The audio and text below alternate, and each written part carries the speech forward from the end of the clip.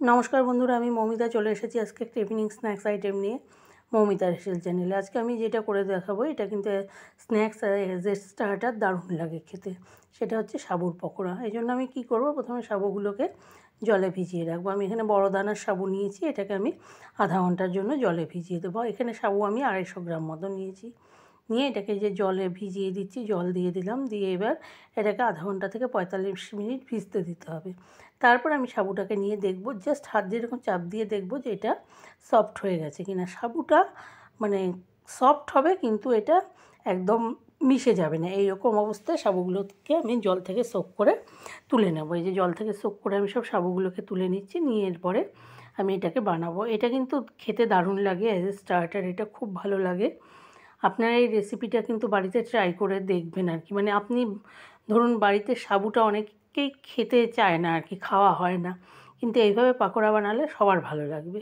এখানে সাবু নিয়েছি, লঙ্কা কুচি, টমেটো কুচি, পেঁয়াজ কুচি, এখানে আছে ধনেপাতা, আছে ডিম, এদিকে লাগছে হচ্ছে আপনার কর্নফ্লাওয়ার, বেসন, আর এখানে আছে গাজর গ্রেট করা। আপনি চাইলে এর মধ্যে আরও অনেক ভেজিটেবলসও অ্যাড করতে পারেন, কারণ এখন শীতকালে প্রচুর ভেজিটেবলস।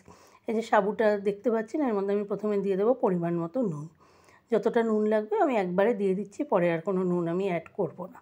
পরিমাণ মতো নুন দিয়ে দিলাম। এরপরে এর মধ্যে আমি দিয়ে দেবো পেঁয়াজ কুচি, তারপরে গ্রেট করা গাজর, টমেটো কুচি, যা যা আছে আর কি কেটে রাখা, সব আমি একবারে দিয়ে কিন্তু মেখে নেব। নিয়ে তারপরে এটাকে বানাবো। এটা কিন্তু খুব সহজ, খুব তাড়াতাড়ি হয়ে যায়। ধরুন আপনার বাড়িতে গেস্ট এসেছে, আপনি এটা বসিয়ে রেখেও বানিয়ে ফেলতে পারবেন, মানে এত তাড়াতাড়ি হয় আর কি। সেই জন্য বলছি এটা আপনারা বাড়িতে ট্রাই করে দেখবেন। কিন্তু এই যে পেঁয়াজ কুচিটা দিয়ে দিলাম, এখানে আমি 2টো মিডিয়াম সাইজের পেঁয়াজ নিয়েছি।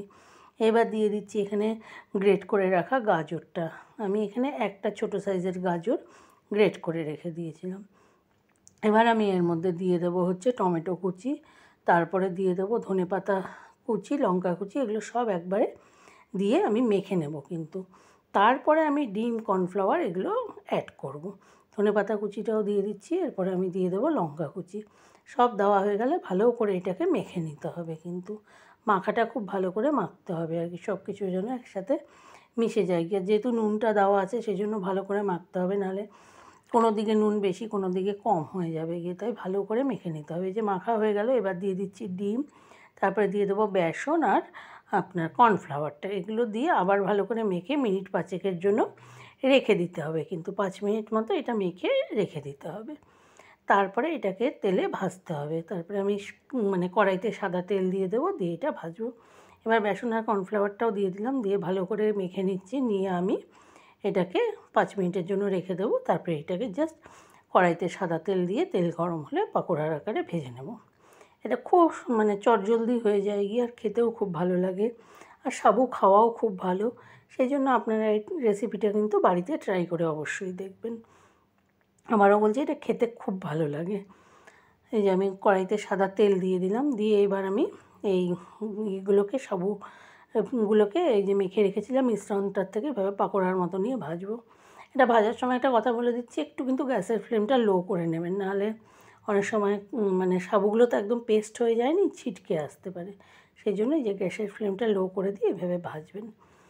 এইভাবে দিয়ে দেবেন তেলের মধ্যে, দিয়ে লাল লাল হয়ে গেলেই ভাজা হয়ে যাবে গিয়ে, কিন্তু ভাজা হয়ে গেলে জাস্ট সার্ভিং প্লেটে সার্ভ করে দেবেন। তো আপনাদের এই রেসিপিটা ভালো লাগলে অবশ্যই একটা লাইক করে দেবেন। আমার চ্যানেলটাকে একটু প্লিজ সাবস্ক্রাইব করে নেবেন, আর একটু কমেন্ট করে জানাবেন কেমন লাগলো। ভালো না লাগলেও কিন্তু আপনারা জানাবেন, বা অন্য আর কিভাবে করা যায় সেটাও জানাবেন। আমি বলছি না যে শুধু ভালো লাগলেই আপনারা জানাবেন, ভালো না লাগলেও আমাকে বলবেন যে রেসিপিটা এইভাবে হলে ভালো হতো, বা কিছু অন্যভাবে কিছু করলে ভালো লাগতো। মানে আপনাদের যে আমি বলছি শুধু ভালো কমেন্ট করতে, তাই না, আপনাদের মানে একদম ফেয়ার কমেন্ট চাইছি আমি। এই যে দেখতে পাচ্ছেন লাল লাল করে ভাজা হয়ে গেছে গিয়ে, এবার এগুলোকে জাস্ট সার্ভিং প্লেটে সার্ভ করে দিলেই হয়ে যাবে গিয়ে। পকোড়া কিন্তু একদম রেডি। আবারও বলছি, ভালো লাগলে লাইক করে দেবেন, শেয়ার করবেন, আর চ্যানেলটা সাবস্ক্রাইব করে নেবেন। আমি নেক্সট রেসিপি নিয়ে আবার আসবো হচ্ছে বুধবার, অর্থাৎ আজকে হচ্ছে 15 জানুয়ারি, আমি 17 জানুয়ারি আবার একটা নতুন রেসিপি নিয়ে আমার চ্যানেলে আসবো।